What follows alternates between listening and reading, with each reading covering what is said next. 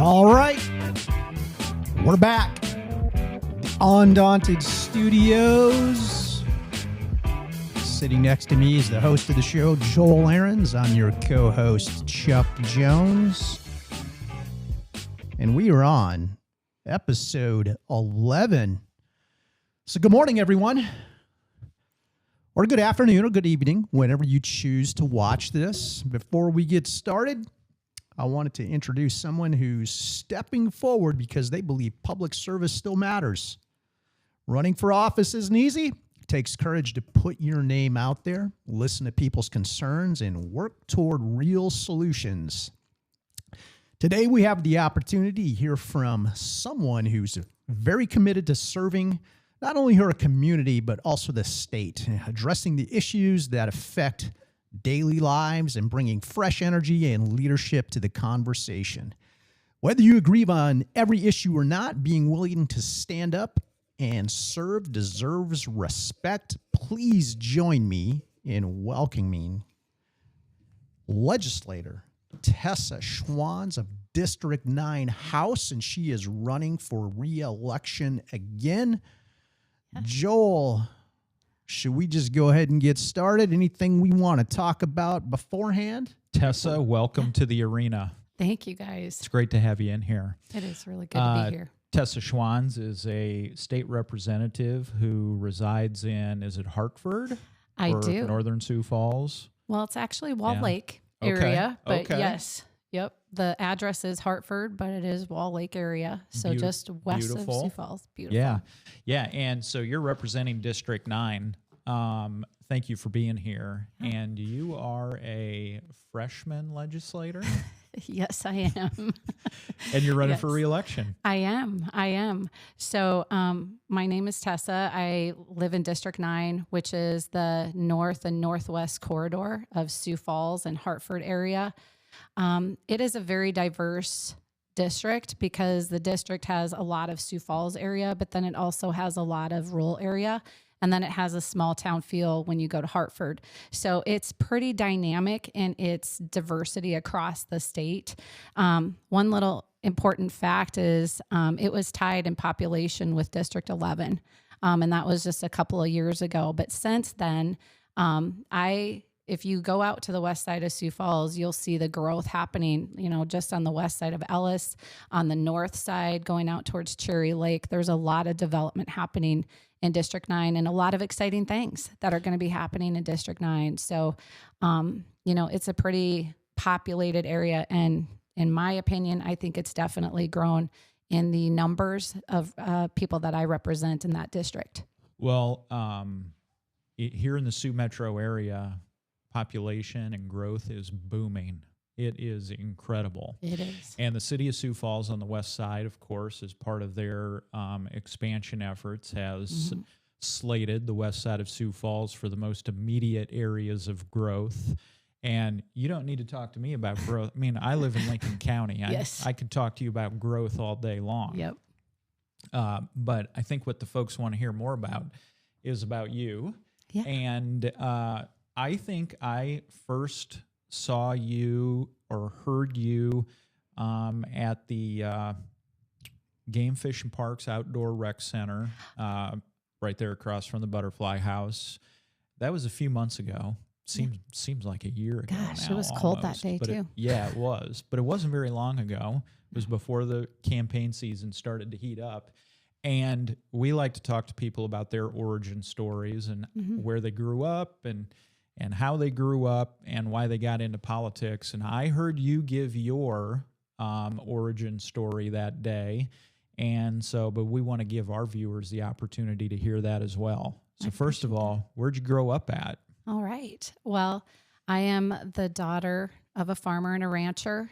We grew up in northern South Dakota up on the reservation by McLaughlin, between McLaughlin and McIntosh, South Dakota.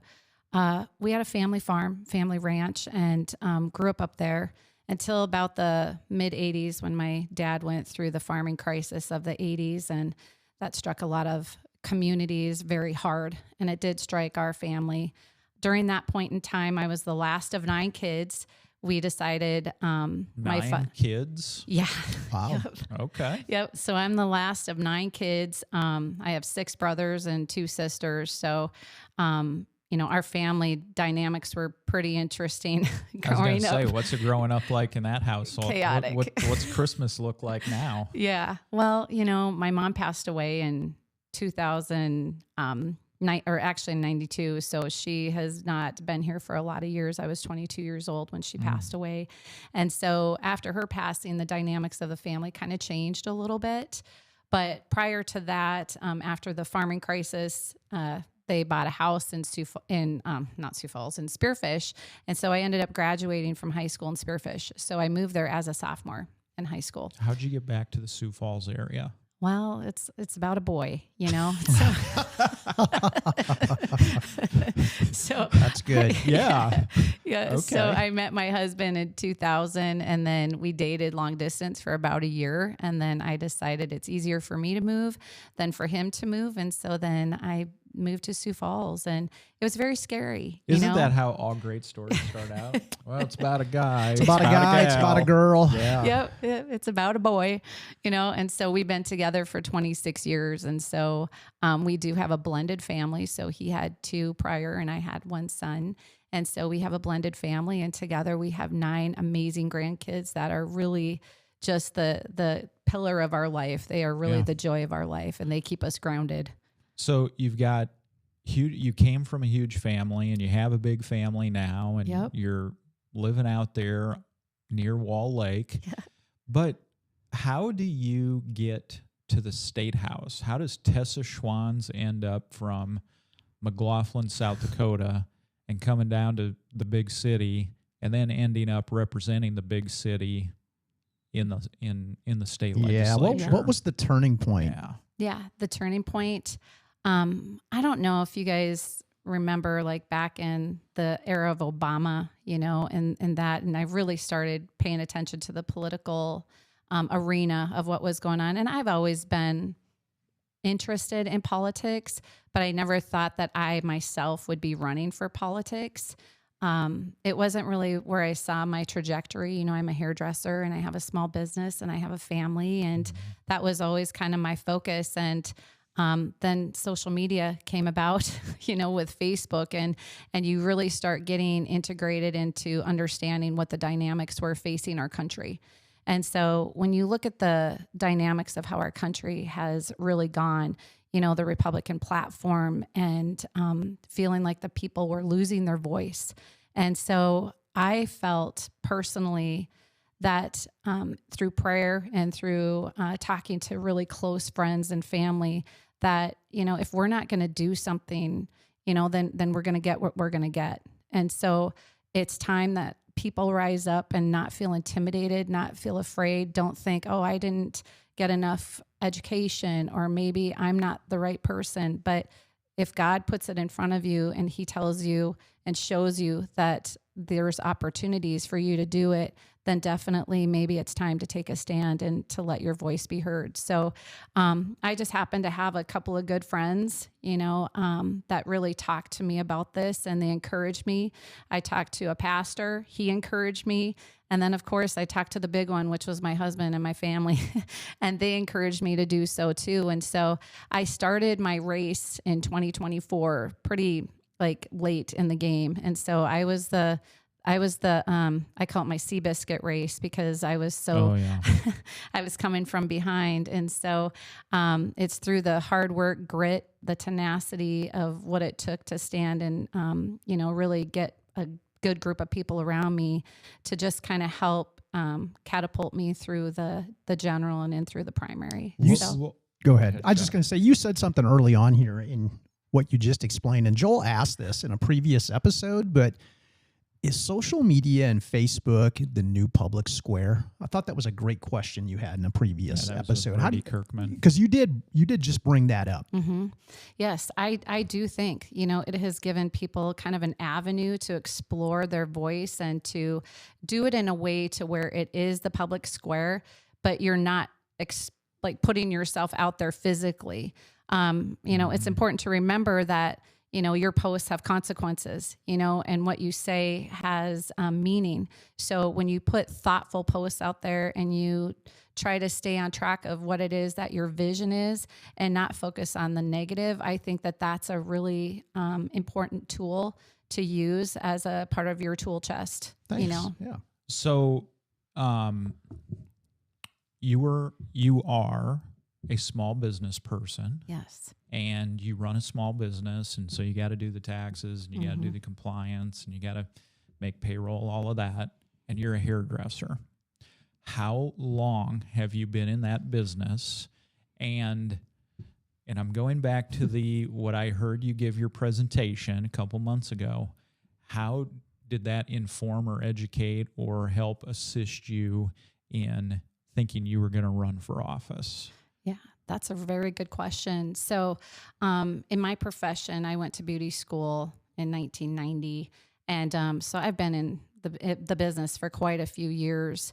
And through the years, I've explored different avenues within the cosmetology realm. So I was an educator for L'Oreal Professional for 18 years. So I educated for them around the country and assisted in doing hair shows and and it's called the back room, to where you do like pre-stage type of advancements for the stage and to show the color and the new cutting techniques. And so one of my proudest moments was getting through that particular program to become a master artistic educator across the United States for L'Oreal Professional. So I was very proud of that.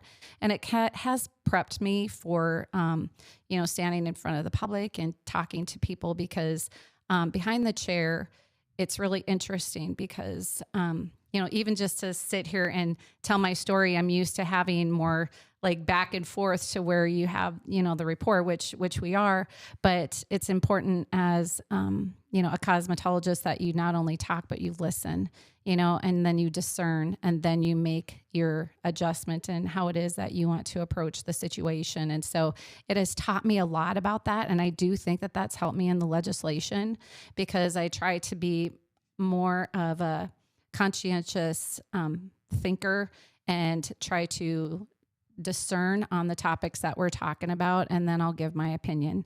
And so I do think that that has really prepared me for that. I also taught in the beauty school in Rapid City for about 4 years. So I taught beauty school at the, in the basics level. And so I would teach that program for about, 3 months. So if you came to beauty school, I would have been your instructor for 3 months. And so I almost thought of it as like a boot camp, that you go through to take what you thought you knew and then take that into a whole different realm of the professionalism in our industry. So I've been a pretty big advocate for the profession, just because of the fact that, I don't know if you guys know this, but the Cosmetology Commission has been a commission since 1927 in the state of South Dakota. So it's one of the oldest commissions, but it's one of the commissions that has had the least amount of attention. And so there's a lot of rules, a lot of regulations that need some updating in some of the aspects of it. Some of them have been, kind of picked and critiqued throughout the years, but mostly it's just, needs to have some tweaking within that. So I've been trying to be an advocate for that during the legislation. It's a profession that touches every single resident. Yes. Everybody needs a haircut. Yep. Everybody gets worked on. It touches a tremendous number of people, doesn't it? It really does. And, it's funny because I don't know if you've ever heard the term hairapist. It is kind of true. Well, I've been in plenty of barbershops where I come in. Same. And, what I hear coming out of people's mouths. Yep. Yeah. I mean, maybe it's cheaper to get a haircut and let a little, load off your shoulders than going and seeing a therapist, right? Yeah, absolutely. And we're pretty good listeners, and not to mention you look really good when you leave the salon. So when you look good, you feel good, you look right? Good, you feel good. Exactly. That's right. Yeah. So that's kind of been my motto, that, the profession has really shaped and molded me into the person that I am. I mean, it's something that I've done over half of my life. And so it has huge impacts for me, and it has, personal, feelings to me just because of how I was able to grow as a person in that profession. It's helped me through many stages of my life. Being a small business owner puts a whole nother spin onto it because I was a manager and co-owner to a pretty big salon here in town for a couple of years. And, my heart went to, I want to get back to my craft. I want to get back to my craft, and I want to get back to the people where I can have the one-on-one conversations and not have to worry about the other stuff that goes on in the background of the salon. So that's why I went into a individual suite. What are some of the challenges you're seeing right now, in today's environment as a small business owner? That's a very good question, because if you want to know what's going on in society, come sit in the salon, because the people will tell you. So I have been an advocate for the people for a very long time just because of what they tell me. And the big things that they're concerned about is, number one, the cost of living. That has become a really big topic. The gas prices, the property taxes, the education is also a part of it. I have clients that are teachers that sit in my chair, and I have very candid conversations with them and talk to them about what their thoughts and fears are and concerns are, in the world of education. And so I think when you have your hand on the pulse of the community, it gives you a really good kind of viewpoint of what you're looking at for issues across the public. When you combine high valuations, which equate into high property taxes, and then you couple that with cost of goods and services, especially energy, yes. In today's market, we are severely eroding the ability of regular families to be able to save for the future, as well as to pay for the present. Yeah. And, the affordability issue it's here. It's very real. What are folks saying to you about it? As I'm knocking on doors throughout my district, I think some of the biggest things that are concerns to people are, number one, you have your property rights issues in District 9. That was a very big conversation the last election season, just because of the CO2 pipeline that was projected to go just to the west of Wall Lake and north. And so there was a lot of conversation surrounding the CO2 pipelines. Senator Hone was a huge advocate in that, and she really kind of educated me quite a bit on, what's happening with the property rights and the effects of the CO2 pipeline. So that kind of became a big topic in District 9. Property taxes are another big conversation, and education is also a huge conversation within our district. So education. You're remind me, what school district is that? Tri-Valley out there, or no? Well, it would be Wall Lake. Well, don't you have a little bit of all of it out there? Yeah. So it's really interesting because in District 9, we have multiple school districts. So the Wall Lake area is really the Hartford School District, or West Central. We have little bits of it that cover into Jefferson High School, which is one of the big high schools in Sioux Falls. And then you have some bits that go into the Roosevelt School District. And then you have a lot that goes into the T School District. Oh, really? And I don't know if people know this too, but on the other edge of Wall Lake, that's a little bit of the Parker School District. So there's a lot of dynamics, like I said, in District 9 of when you're talking about education. It's not me just going to one school. There's a lot of different, the difference between West Central and Jefferson is, I don't have to tell you guys. I mean, it's definitely different when you're talking about the student population, how many students they have, and how they need to address that particular student population. So I'm convinced that school district boundaries in the 1960s were probably drawn on the back of a bar napkin while they were at the bar, probably. Yeah. You look at these, I mean, even the Canton School District has a arm that reaches all the way north to 57th Street.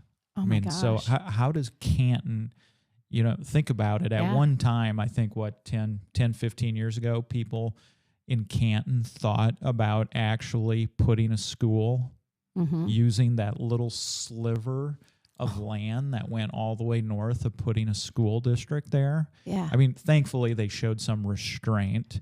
But, speaking of school district borders, you have a Brandon School District building right across the street from the Sioux Falls School District. Oh, yeah. And so, you've got these crazy boundaries for school districts. But more importantly, what is going on out there with regard to education funding and the curriculum issues? Yeah. Well, obviously, there's always going to be a conversation about teacher pay, and how that affects the state and where we're sitting at.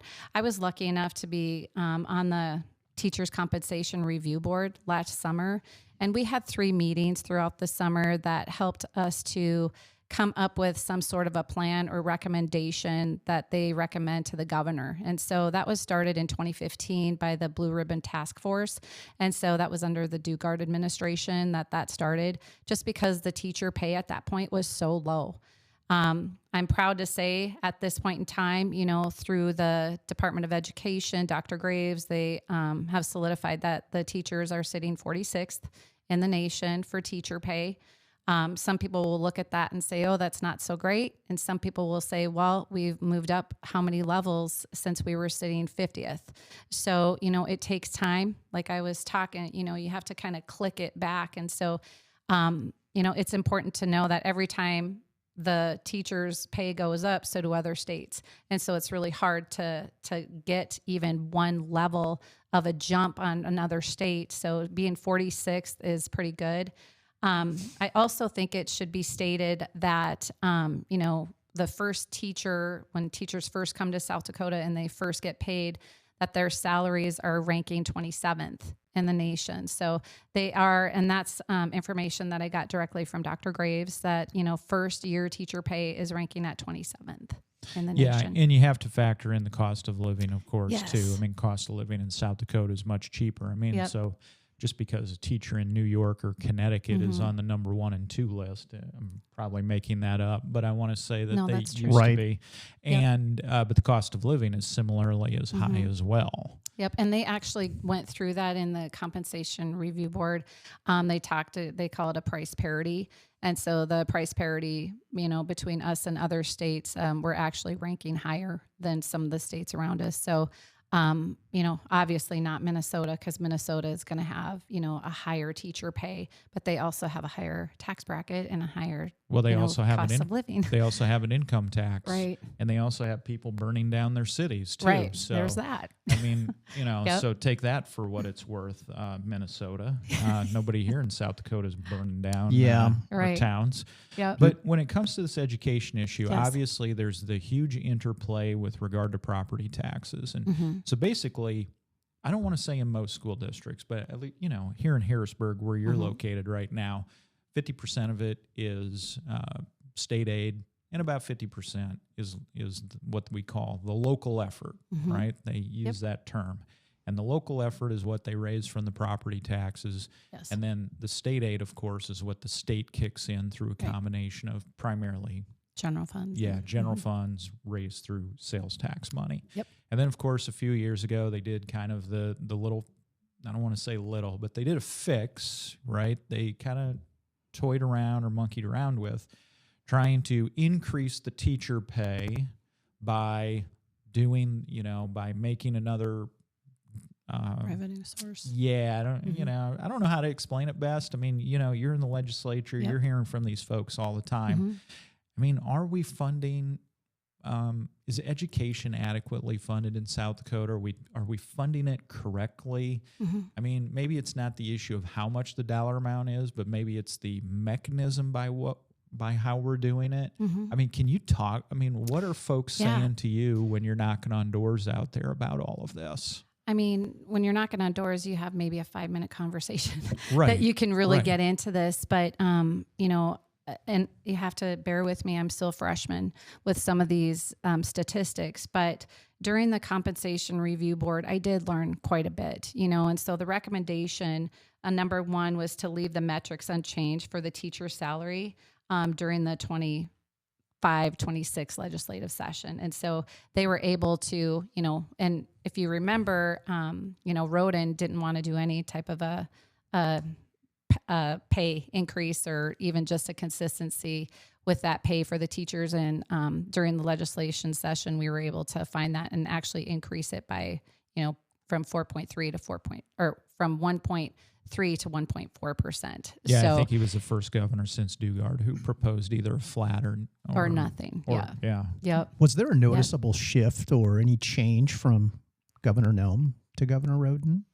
On the education front, I think he's referenced that in some of his commercials. That's why. You mean Governor Roden has referenced that? Yeah. I think I wasn't in the legislation at that point in time. Oh, you weren't? Okay. Not because Nome had just left. Okay. And so Roden had just taken over as governor. So I was there at the beginning of that change. Gotcha. So I really didn't get to serve under Governor Nome for very long, but I know that she did support the Blue Ribbon Task Force just as Roden does. Okay. So what else, when you were serving on the Compensation Review Board, what else did you learn about? I mean, what do people need to know? Yeah. I mean, it seems like these people in the executive branch of government, they have all the information, they've got all the statistics, and knowledge is power, and then they kind of shoot it like a fire hose onto you legislators, and they really try to push you to, they want to push and press you into making a decision, primarily the one that they would like to see. Yeah.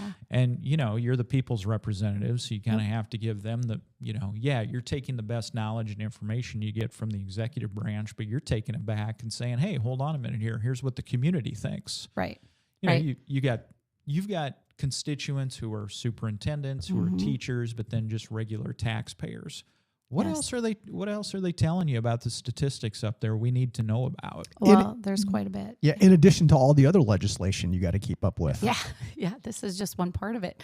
With the Teacher Compensation Review Board, there was 4 recommendations that were made at the end of the summer session or the summer study.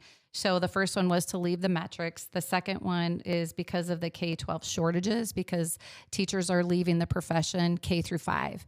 And so that is a big issue that they are seeing, and it needs to be addressed. And number 1 is, why are they leaving? And number 2 is, where are they going?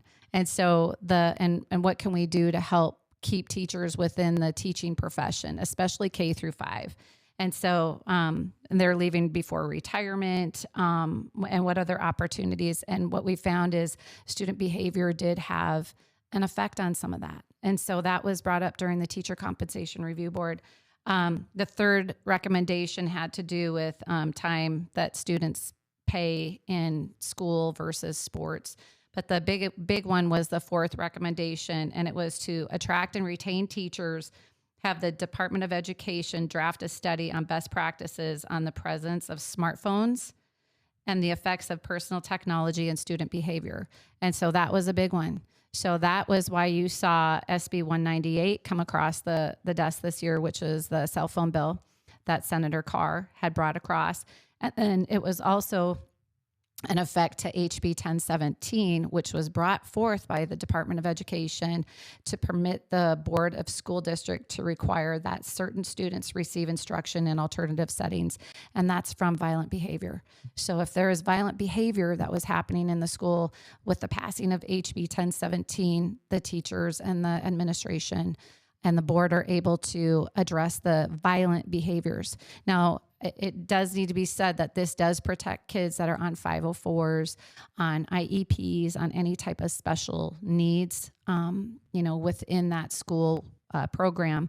So that already has those protections in place for those. This is just for kids that are really experiencing really violent behaviors, like stabbing the teacher with a pencil, throwing chairs at the wall, running amok within the classroom and threatening, with violence. So, bringing guns in. I think what West River wasn't just earlier this week or late last week, wasn't there a kid who actually brought a gun into school with some kind of intent behind it? It wasn't just some kid hunting coyotes. I saw one. Here is what I'm wondering. Yeah. Are there discussions up there about whether or not the model? It seems like we're still using this late stage post-industrial model of educating kids where it's like they're in a factory. Yeah. And Elon Musk says the problem that we're having right now is we treat these kids like if they're in a factory and they're like Model A Fords coming off the assembly line, and we just keep stamping them one at a time, one at a time. But what we don't make corrections for, what we don't make measure for, is that there's some kids who are zooming ahead and there's some kids that are lagging behind. But we're all going to treat them like they're in the median. Yep. And I think you're hitting on a really important topic.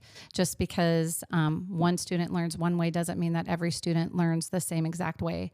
My example is I have a son that has dyslexia. And so he was diagnosed with dyslexia when he was in 5th grade. When he went to middle school, he's my only son. So when he went to middle school, the 504 was supposed to go with him through the rest of his school career. I didn't find out till he was a freshman in high school that they never implemented the 504. Is that right? They never implemented it. Well, I sympathize. And I didn't know. I can empathize with you there because I've got a 16-year-old who had dyslexia and dysgraphia, which is, means you're the worst writer in the world, which I am too. I'm a lefty, so was he.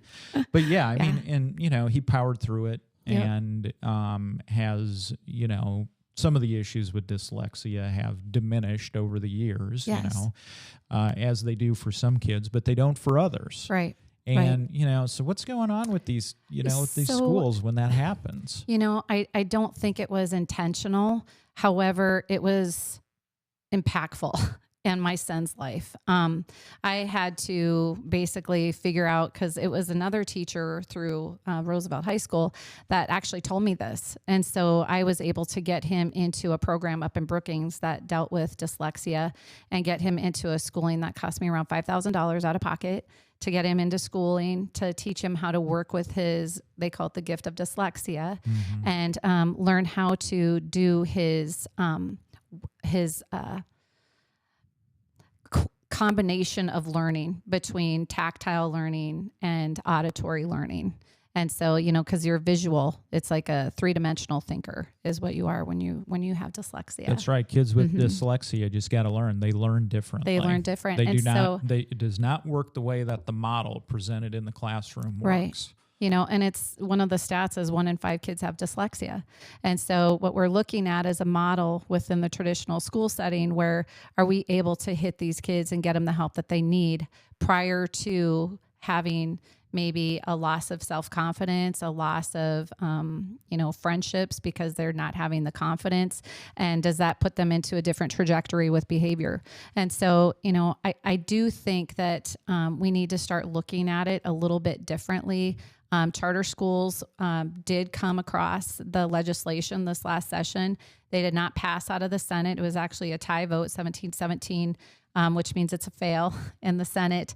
And so it just wasn't able to get through the Senate. But I am a huge supporter for that type of a model, because in a public school setting, some of the kids that are getting left behind, it's not due to just like the teachers in the classroom. It is, if you have behavior issues in the classroom, the teacher has to look at the behavior issue.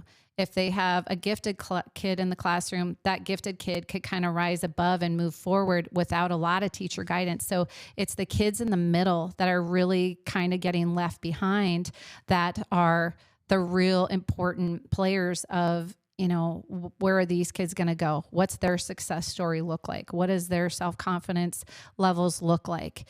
And I think that's a very important piece to hit.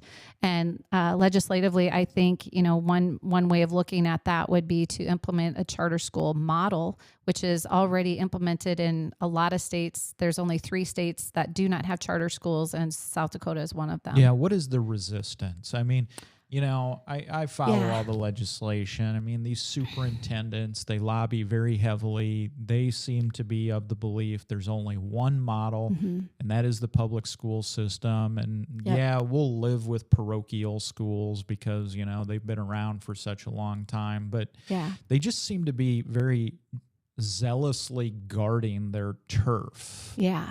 And I'm wondering if maybe the public isn't saying to itself, hold on a minute here. I mean, just like there should be more than 3 TV stations, ABC, CBS, NBC. Maybe there needs to be more than one kind of school district. Yes. And, the charter school model isn't necessarily going to work in every area within South Dakota. Yeah, it just won't work because of the issues of scale. I mean, it won't work in McLaughlin. Right. There would be because of the ability to scale. It would work here in Sioux Falls, Aberdeen, Watertown, Rapid City, right? Yeah. When you look at the Sioux Falls School District and you look at, opportunities that we have here, we have a lot of programs outside of school that kids can go to. I mean, Sylvan Learning Center. I mean, my son was able to go up to Brookings and we had to make the attempt to do it, but it's not that far. If you're living out in the middle of nowhere, you don't really have those opportunities to get access to some of that. There's micro schools that are going up right now. There's a lot of homeschoolers that are going on. And I don't know if you guys saw this recent stat, but in the state of South Dakota, homeschooling is actually above even private schools right now. Yes. So there's a lot of people looking to other models, not just the traditional school model. So the charter school model would basically be a combination of the public school dollars along with a nonprofit.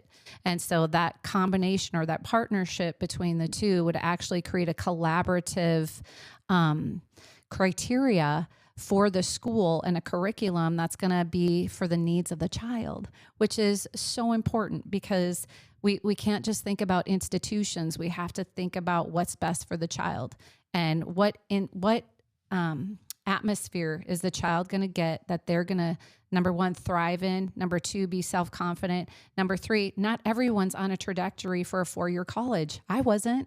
A lot of people go to 2-year colleges to where,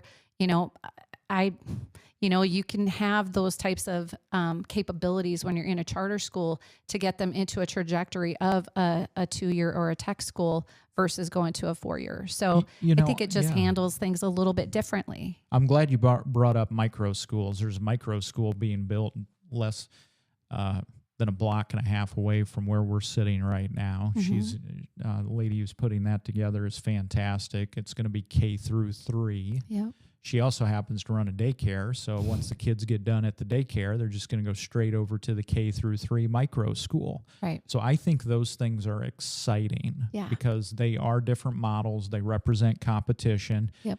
Iron sharpens iron. That's and right. maybe that competition will force public schools to step up their game. Yes. And that's not an indictment on the people who work there. No, not at all. But I do see some of these school board members who are just downright militant and hostile anytime that you try to inject competition into the system, and I'm talking to you, Sioux Falls school board members.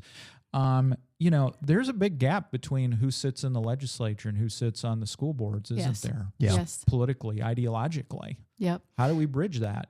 I think one of the legislative pieces that was being brought up this last year by Senator Peterson and Representative Hughes was to kind of help the dynamics of elections.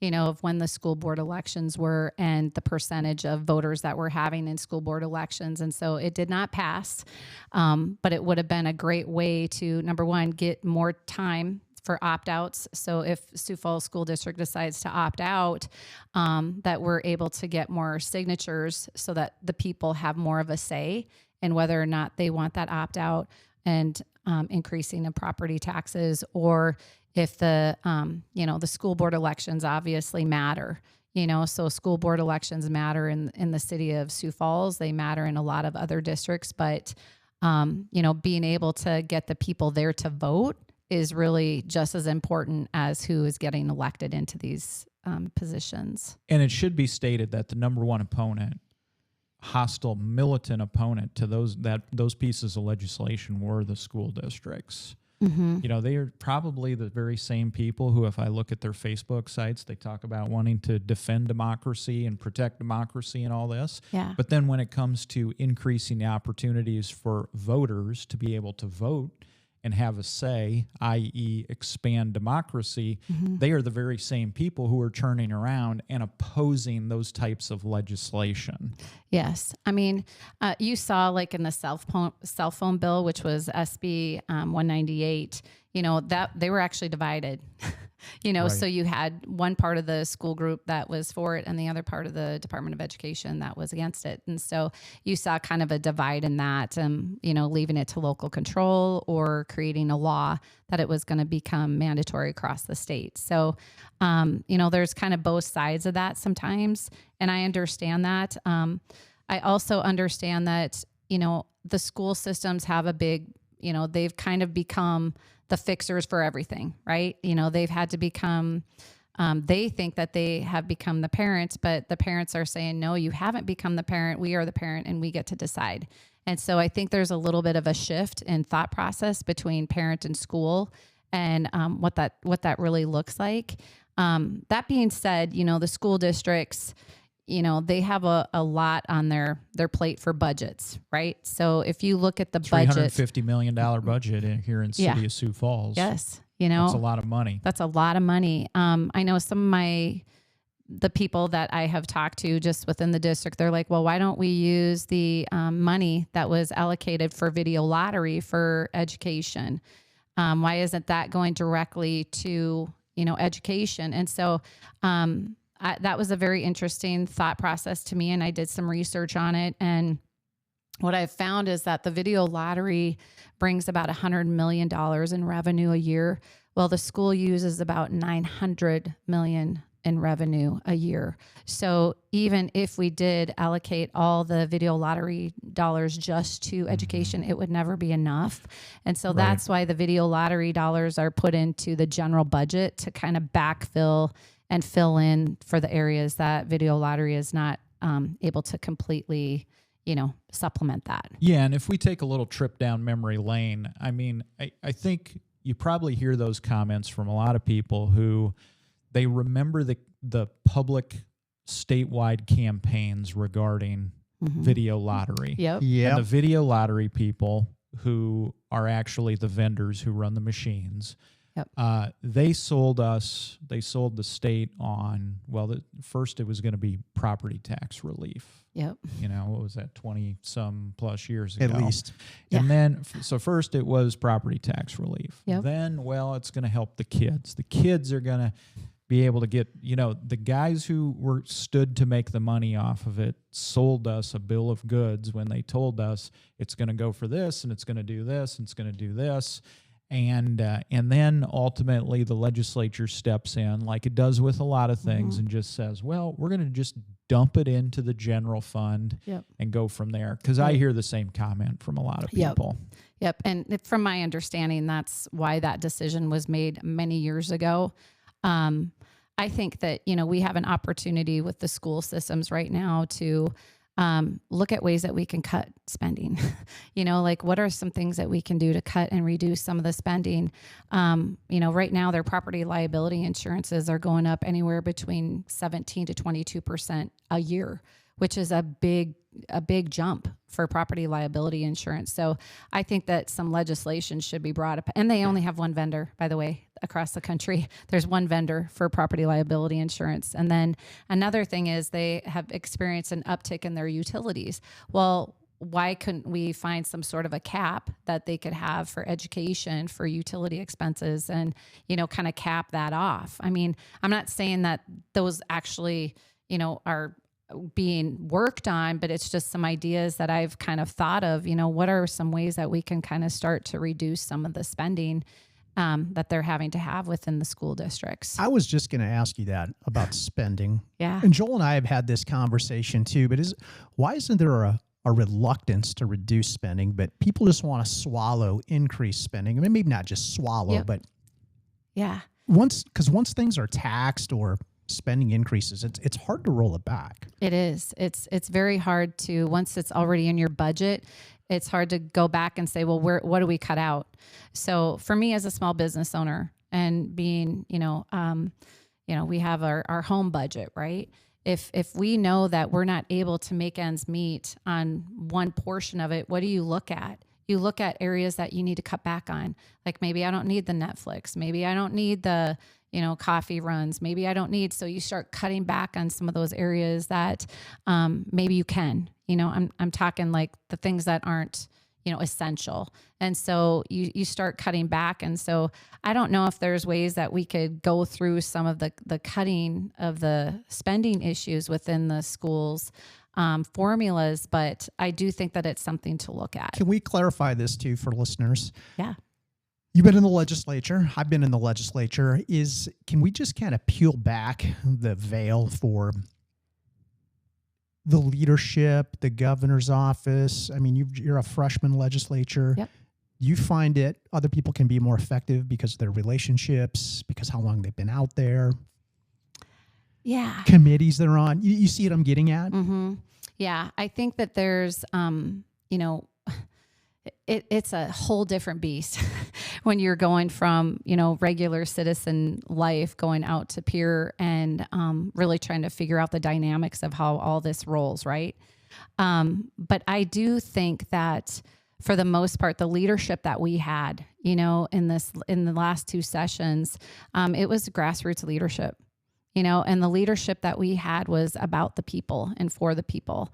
And maybe some people up in Pierre didn't think that was great, to have to attack, and make attack ads about the processes that we went through to get the people's voices back into Pierre. Is that because that was important. Is that because you upset the system? Yep. I think we disrupted the system. I think that the status quo was changed. And then, you had a lot of freshman legislators like myself that were up there that were unconventional. We were unconventional in our way that we approach things. We were unconventional in our thinking. And we, were driven by the people. And I think that is huge. And that momentum is something I think that still is happening today. And I want to say this. I think you're unconventional to them, to the system, to the status quo, but I don't think you're unconventional to the people who elect you. Yeah. I mean, the folks on the ground are looking for some reform and change and effectiveness. They don't like the way the business has been done. It's only the folks at the top who stand to benefit the most who say, well, this doesn't work for us. Well, does it work for the voters back home? Yeah, I think it does. When you resonate, trying to stand up and stand for the people, that's always going to be a good rally cry, because it's not just words that you say, it's what you show in your actions. And standing up for the people is always something that I've wanted to do when I get to Pierre, and if I make it through the primary, it's something that I want to continue to do for the people of South Dakota, to stand with integrity, to stand with honesty, to stand with virtue, and to say what I mean and mean what I say. What's the biggest lesson you learned out in Pierre your first 2 years? Oh my gosh. The biggest lesson, when people ask me, what was it like going out to legislation? You could probably relate to this, but it's like going to law school while you're practicing. That's how I kind of explain the experience of it. It's like you're building an airplane while trying to take off down the runway. Yep, kind of like that. And this last session, it was really interesting because there was over 600 bills that were introduced. And so we really hit the ground running. I mean, there really wasn't much time. And so who you align yourself with and who you have connections with up there really matters, because, there's not things, you can't be an expert in everything. I am not an expert in everything, but I'm learning and I'm trying. And when you do legislation, you want to be around those people that do know and are experts in those particular fields. Well, it seems like the battle lines are drawn fairly hard and fast here now, because there's this huge issue. And I just, I understand the politics behind it and everything, but I think a lot of regular folks just scratch their head over this. But it's this government economic development stuff. Yeah. Yep. Which really is just fancy words for taxpayer money going out the door from the government to most of the time private entities. Exactly. These are subsidies and handouts. Now we can debate over, what the economic impact is going to be, but at the end of the day, it's another check written from the South Dakota Treasury. Yes. On behalf of taxpayers to private entities. That is the long and short of it. Yep. And so with these subsidies or handouts, whatever you want to call them, why is there such a huge, why the battle? I mean, common sense taxpayers would kind of say, well, geez, nobody's given Tessa Schwann's beauty salon a check. Yeah. In fact, you're writing the checks. It doesn't go the other way. Yep. I mean, just what's going on with this? Well, with these, I think South Dakota has become when you look at South Dakota nationally, we have a lot of good resources here. We have a lot of good resources. We have a lot of wind. We have a lot of energy surplus. We have water surplus. So is that to say that their eyes are on South Dakota? I would say probably. Since we have the resources and we have what they need, why are they getting tax breaks? They need us. They need us more than we need them. And so for me, I don't mind economic growth as long as it benefits the people, or if it's for infrastructure, or if it's a need. So when you look at data centers, for example, I don't think they should have subsidies. I really don't. They need us more than we need them. How many jobs do they create? How much water are they going to be using? How much energy are they going to be utilizing? So if you go up to Ellendale, I don't know if you guys have ever taken a little drive north, look up at Ellendale. It is not a little facility for AI data centers. It's pretty big, So, and that being said, there are different types of data centers, right? So you have the, traditional setting, you have the chain block, and then you have the AI data centers. And so they all are different models, but each different model is going to require a different capacity of utilization of our utilities. And so that's the important thing to look at. I look at the cost per job. Yeah. There was one data center, I don't know if it was in Iowa or not, $17 million per job created is what the ratio was from the amount of money that got put in terms of benefits to the number of jobs created. These AI data centers, they create very few jobs, and the end user is out of state. Yeah. Most likely works for one of the big four, like Google, Facebook, Meta, Oracle, or, I'm forgetting who the other one is now. But, and those are obviously not taxpayers inside South Dakota state boundaries. But there was this huge fight over the sales tax exemption, and what I thought was really interesting is the data centers wanted a exemption for their replacement equipment. But for our farmers do not get a sales tax exemption on replacement equipment. Right. And then I look at the number of jobs that agriculture creates, thousands. And then I look at the number of jobs that data centers create, and I'm thinking, what? 50 people max are gonna get a job here, and we need these huge sales tax exemptions to create 50 jobs, but we won't give any sales tax exemption to farmers who, create thousands of jobs. What in the heck is going on with these people? Yeah, that's a good question.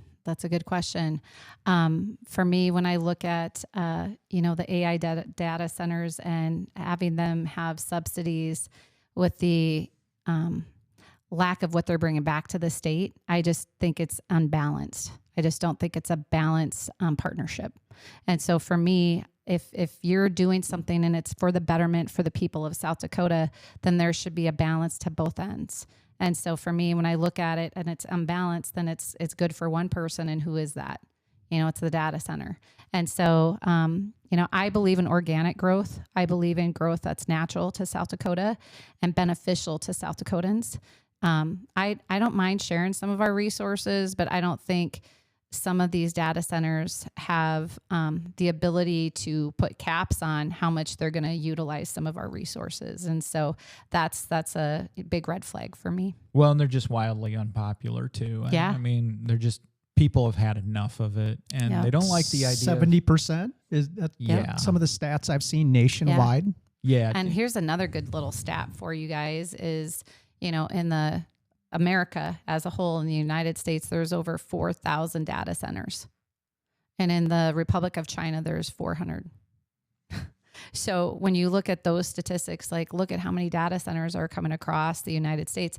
That's our resources. That's our water resources. That's our power resources. The other countries are like, great, let America do it. Use up their resources. And for me, it's just, again, it's that imbalance of a partnership that I think it's good for some, but not for all. Yeah, I just read that stat somewhere that you just referenced on China and the United States as well. Well, and they may work, these data centers, they may work in some places and they may not work in others. Yes. I think one of the issues that South Dakota has, though, is we just don't have the right taxation structure. I mean, just giving a sales tax exemption is not going to fix the underlying, what I would call tax and revenue infrastructure that we've created in this state. Yeah. It's just not built to host the data center. Right. And there's other states where it will work. Right. And good for them. Just Yeah. like it works here in South Dakota to raise corn and beans and wheat Yeah. and cattle. Yeah. Well, it may not work in Virginia to do that. So agreed. each of these things has its time and place. But, I want to shift gears here a little Okay. bit. One of the other big issues, especially here in Sioux Falls, but I think it's going on around the state as well, is the crime issue. Yep. Obviously it's on the front page whenever it happens. We had some disgusting thug who waited in ambush while his girlfriend led some police officers around the corner, and then this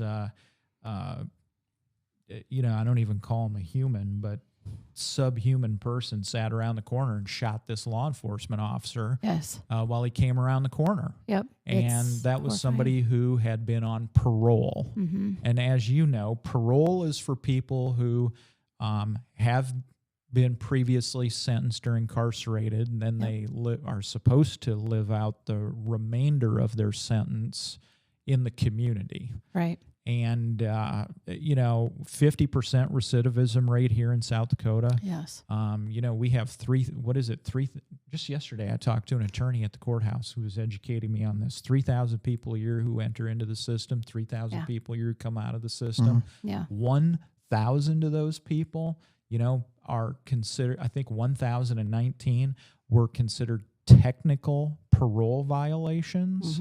And, obviously not every technical violation is worthy of being reincarcerated. Yeah. And I'm not suggesting, we show some sympathy to these folks, but certainly we've got to Right. show some common sense. Just a technical parole violation doesn't necessarily mean you're going back to the pen, but Right. I think the ones we're talking about here who are substantive violators who they went in as a violent criminal, they come back out, and they revert right back to that lifestyle. Yes. And we saw Governor Roden, obviously in the context of a campaign being, an election being 30 days away, but he made immediate changes to that parole system. But but here's the thing: why are we waiting? Yeah. What's the holdup here? Well, okay. This is a let's very get big into topic. this. Yeah. And, the prison task force, was formed last year to decide whether or not the prison should get a new area, if we should build a new prison. It went from 800. Oh, and by the way, the 25 million. people of Lincoln County, thank you very much for that, by the way, okay? You're welcome. Yeah. It was Finally, 825 million. common sense prevailed. Yeah, it was a big price tag, and that was a pretty big one, in 2025. It was HB 1025, and it was a projection for $825 million facility, and it was voted down. After it was voted down, the prison task force was created, and they had to come up with 4 answers to the questions, which is number 1, do we need it? Number two, the consultants with the design and the bids. Number 3, the location. And number 4, the recommendation for a special session that was last July. And so it ended up going through. The reason I voted yes was because it gave a guaranteed maximum price at $650 million. That was the GMP. We already had $505 million of that set aside in the Incarceration Correction Fund. The interest gains for that money that was set aside was $24 million, and up to $42 million just in interest gains on that money that was already set aside. Addressing the programs for the internal system was a huge reason that I voted yes, was because we can't just build a new building. We needed to systemically change the way that the prison system was being ran internally with the programs. That and, Wasco leaving, and we had a new, he came into the new secretary position, Secretary Lamb. He has been a huge advocate for figuring out the programming that's going internally. So I was put onto the Correctional Rehabilitation Task Force, and right now we have 30 members of it, 7 senators, 8 House reps, and then the rest are positions from throughout the state, like parole systems. And so we've had 3 meetings so far. And so the meetings that we have are very long and intense, but the group that we have doing all of the information gathering so that we can make educated decisions on all of the information is to address exactly what you're talking about. Number 1 is the recidivism rate. Number 2, the internal programming. Number 3, the post-incarceration programming and what that's going to look like as a tiered system once they exit. So the prison system right now is at a max capacity. And so what's happening is maybe some of them are going out on parole earlier than anticipated, and they're not rehabilitated. So they're not in the programming. They're not getting what they need. They're going out there. And I'm not making excuses for them at all. But, who's letting them out? Well, the parole board and the parole system. So that's why, we need to really look at the Do we amount have of the parole. right people on the parole board? Well, right now, I think with Roden, he said we needed to add resources to the Department of Corrections to remove violators faster. We had to enhance compliance units by 5 new agents. He had increased staffing by 5 new agents to reduce the caseloads. And so what's happening is they just don't have enough workers. Yeah. I think that's part of the problem. I think the big issue is, at least here insofar as it relates to Sioux Falls, is the ratio of prisoners or, prisoners or parolees, I guess we call them, to probation or parole officers, to the POs. Yep. I've heard 50 to 1. I've heard 80 to 1. I don't know if those numbers are accurate or not, but that's pretty close. Definitely what people are talking about. Mm-hmm. I mean, don't we? A lot of people, and there was obviously informed opposition to the construction of the prison as well. Yes. Some people have said, well, how about for another $10 to $15 million per year instead of 650? Can't we add more parole officers? Mm-hmm. So is there a appetite for wanting to add the number of parole officers that are probably needed to get our arms around this situation? I would say yes. There is a big appetite for that. The appetite to create internal changes systemically, from the programming to the parole system to the way that post-incarceration looks, getting them into the programming a little bit sooner so that once they go out and are released into society, that they have a opportunity to provide for themselves. And so, if they're not getting the opportunity to provide for themselves, that's a huge issue. One really important stat that I think that we should talk about too is, we were talking about education earlier, and education in post-incarceration is really important because a lot of these men, and I'm just talking more at the men's prison, they are coming in at a 3rd grade level reading. So if they're trying to get a GED, they don't even have the education dynamics to get through third grade. So, what does that look like? So when we talk about systemic change, the systemic change honestly has to happen even in the education world, because if we're having these kids that are getting left behind and all of a sudden they get into an addictive behavior or they get around the wrong people, guess what? Now they're on the trajectory for incarceration. So and I'm not saying all of them, not like, I don't want people to take that wrong, Right. but it's, what can we do to kind of collaborate so that education becomes a key component to preventative measures, to make sure that, when you're graduating from school, that you have the ability to read, to write, that you have the ability to provide for yourself and your family. And Only that you one have out of key every two effective- kids in South Dakota is reading at grade level. Yeah. It's a travesty. Yep. And I think, we need to look at, what the incarceration rate is showing us, and what the incarceration rate is showing us that, they're not reading beyond a third grade level. And so that's concerning. That's very concerning. And so what can I do as a legislator? We can't fix it all, but knowing what you're dealing with is part of creating the change. And so we can't change what we don't acknowledge. I used to tell my son that all the time. Right. Number one, you can't change what you don't acknowledge. And so once you acknowledge that there's a problem, now you can go after and address what the issues are and kind of be laser focused on implementing that change. One of the big issues for me, Tessa, as a county commissioner, and Chuck used to be on the county commission up there in Moody County as well, is SB 70. Yeah. During the Dugard years, when Dusty Johnson was chief of staff for Dugard, they pushed through SB 70, which was presumptive probation, Yes. which meant that if you commit a Class 5 or Class 6 felony, which for those of our listeners or viewers, those are usually drug and alcohol crimes and or some property crime and some domestic violence issues as well. Yes.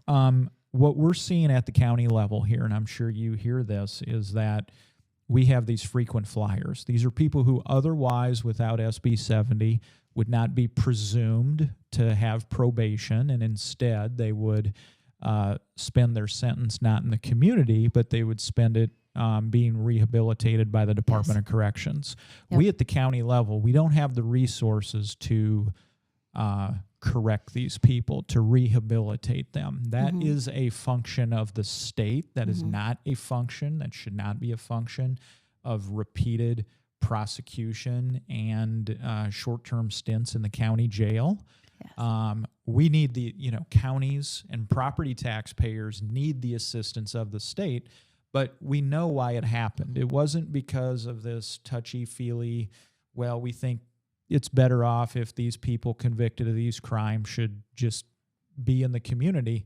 It was because the state did not want to continue having to pay enormous sums of money for these people to be incarcerated. So now it falls back on property taxpayers. Yeah. And so these policies have put, and they're misguided at best, have put enormous upward pressure on property taxes here in South Dakota. And again, that was, Dusty was involved in that when he was chief of staff to Dugard. Dugard is the one who pushed it. Is there, and this issue keeps coming up because I know you have state's attorneys who come to you. I know you've got prosecutors. Is there any hope or chance of being able to reform SB 70? Yes, I think that there's always hope. Number one. Number two, I think the unintended consequences of both SB 70 and SB 73 are what we're seeing come to fruition right now. It's important to say that over the last summer, I went out and Brighter Transitions and Falls Academy is in our district. And so that is a youth prevention center, but it has DOC kids and it has some DSS kids. And so it was really important for me to kind of get my head wrapped around what that actually looks like. It was during that time that we had a forum.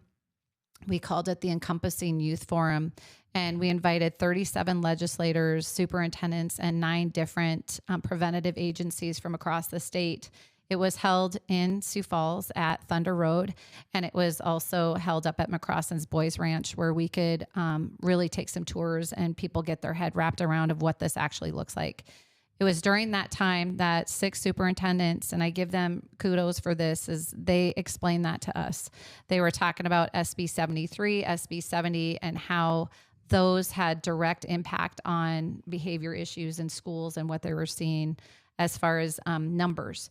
And so what happened was the DOC numbers were going down, but then the behavior issues were getting flipped and switched to higher levels in different areas. And so in a nutshell, what this did is it didn't allow these individuals to get the help that they needed sooner than later. And so the preventative measures ended up getting pushed aside. And so when you don't have prevention and you don't have addressing the issue and recognizing that there's a problem, what happens? It escalates. And so every time it escalates, it's another notch in how it's going to get more violent, and then it's going to get more violent, and then it's going to get more violent. And so I think recognizing that it's an issue is number one. This last session, Representative Hughes, and it was because of our studies that we did over the summer last year, that I got into a conversation with Mike Gilmartin up at Teen Challenge. And Teen Challenge is a men's program that really works on preventative measures for men that are suffering from addiction and, incarceration rates, post recidivism, and really addressing with a lot of that. And so he has been just a huge fighter for changing men throughout the state, changing their heart, minds, and reform and prevention. And so what happened was 1140 actually was a bill that was brought forth that would allow for facilities like Teen Challenge to get grants through the judge's orders, and the judge can then recommend them to go to programs to Teen Challenge versus incarceration. So that was a huge win. That's a big win. Yeah, absolutely. And it's thanks to some of your leadership, some of your the folks you're working with. Yeah. So speaking of that, Yeah. every legislator is up for re-election this year. Yes. Some have opponents, some don't. There is an unusually large number of folks running for the legislature this year. Yes. Do you have a primary? I do. Okay. I do have a primary. So you're out there knocking on doors, Yes, right? I You're am. handing out your flyers, Yep. right? Yep. Okay. Yep. If folks want to learn more about you, where are you at on the socials? Oh my gosh. I'm all over on Facebook. So it's Tessa Schwantz for District 9 House and Facebook. It's in groups. So I post there almost 2 to 3 times a week. And I talk about different things that I'm doing, my scorecards, my information. I have my website on there, which is tessaforsd.gov or .com, sorry. And then I do still have my legislative email, but my personal email is also on my website. So people can contact me any way that they can. I just want to make sure that the people of South Dakota know that we're fighting for them. We're fighting for them. We're fighting for the people that feel that they have no hope and they're feeling voiceless. The forgotten man and the forgotten woman. Yes. And there's been so many doors that I've knocked on where they're like, what does it matter to vote in the elections? Nobody listens. It's like, but we are listening. And that's how people don't really get their heart heard, and they don't get to push out what they really want as far as systemic change. And so to feel hopeless is something that we need to conquer. We need to make sure that our hope is still out there, and electing the right people that know that they're going to go out there and really stand for you is really important in a lot of the races across South Dakota. And it's not just the people that are talking the talk. I mean, I want to see people that are, have action behind their words.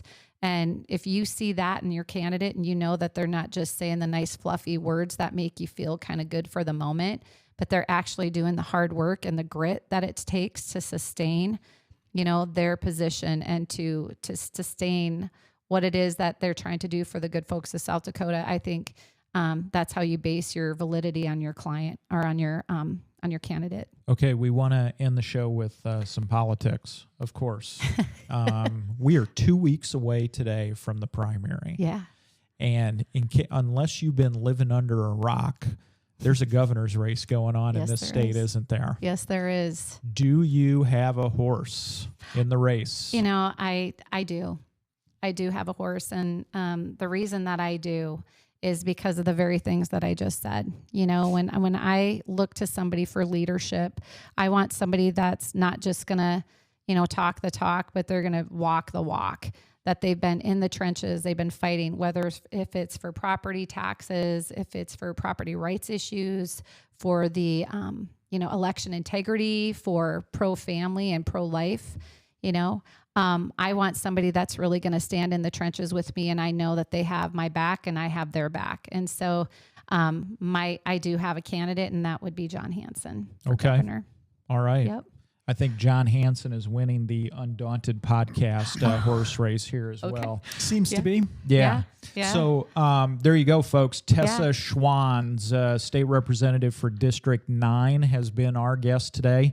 You want to learn more about her, you go to TessaForSD.com. TessaForSD.com is where you can find her.